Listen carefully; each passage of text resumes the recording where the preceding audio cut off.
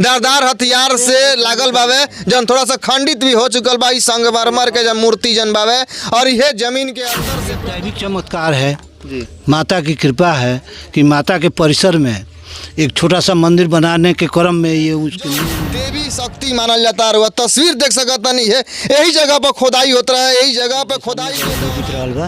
एकरा नेव के खुदाई के दौरान ये मूर्ति या दुर्गे नमो तत्सई नमो नमो ए दुर्गे दुख हरनी सुख करनी। शारदीय नवरात्र के चौथा दिन बा और हर जगह कहीं ना कहीं चमत्कार देखे के मिलत आवे। अभी हमनी के पहुंचल बनी सन मननपुर के बेलवाडी गांव में, जन कल्याणपुर पंचायत में पड़ेला, जिला मोतिहारी पड़ेला। एजक भी एक चमत्कार देखे के मिलल बावे और चमत्कार देखे के गाँव के दूर दूर से लोग पूजा अर्चना करता। 50 साल पुराना मंदिर बावे। मंदिर के निर्माण कार्य के खोदाई के दौरान मूर्ति के टुकड़ा एक मिलल बावे जौन देवी शक्ति मानल जाता है। वह तस्वीर देख सकता नहीं है, यही जगह पर खोदाई होता है, यही जगह पर खोदाई के दौरान मंदिर में देखी खोदाई के दौरान ही मूर्ति प्राप्त हुई बा जौन संगमरमर के चमचमात एकदम बावे मूर्ति बावे। यहाँ से बात कैली कैसे मूर्ति रोल के दिखाई दिलस। यहाँ मंदिर के निर्माण होत रहे एक छोटा, ये जो सामने पड़ दिख रहा बा, एकरा नेव के खुदाई के दौरान ये मूर्ति यहाँ से निकलल।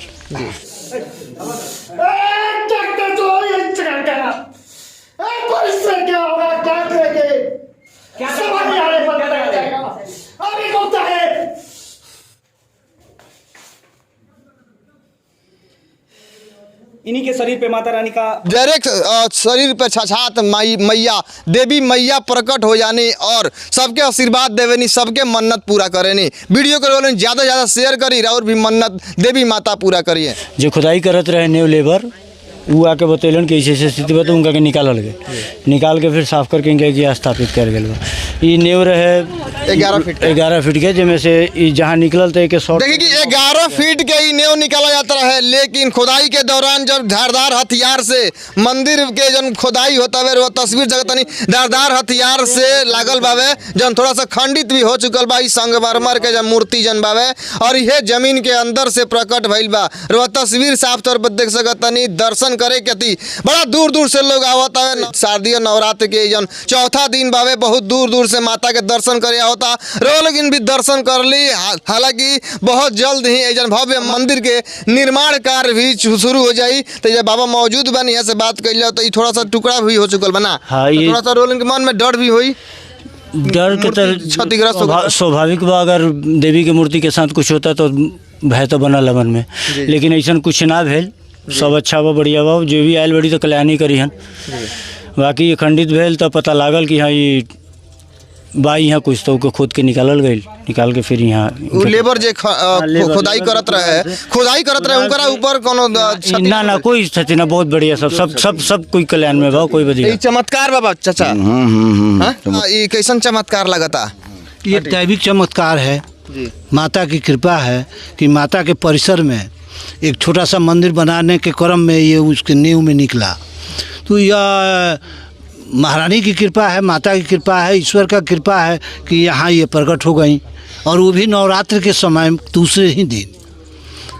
तो जलपा भवानी के बहुत पुराना मंदिर है। हाँ, जलपा भवानी का बहुत ही 500 वर्ष पुराना स्थापित है। तो बड़ा दूर दूर से लोग आते हैं, दूर दूर से, बिहार से, बाहर से लोग, यूपी में, आपको बंगाल, नेपाल, ये सारे तरह के लोग आते हैं। दूर से बाबा लोग आओ थे, जरूर मन्नत पूरा होता है। हाँ, एकदम सभी का मन्नत पूरा होता है, मांगल पूरा हो जाता है। हाँ, जो सदी इच्छा से यहाँ माता के दरबार में मांगता है उसको माता पूरा करती है। ऐसे मैंने हजारों लोगों का हम स्वयं देख चुके हैं।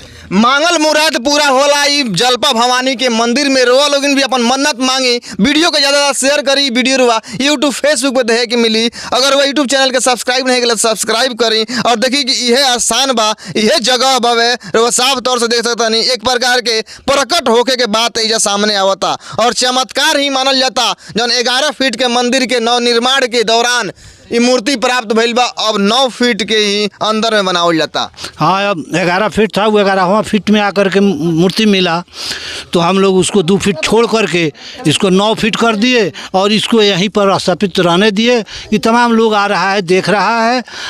इसका भविष्य तो माता के हाथ में है। भक्त विभानी वहाँ के देह पर देवी माता में, वो हमारे छोटे भाई हैं जी। हमारा तबीयत ठीक नहीं रहता है, इसलिए पूजा पर वही बैठते हैं।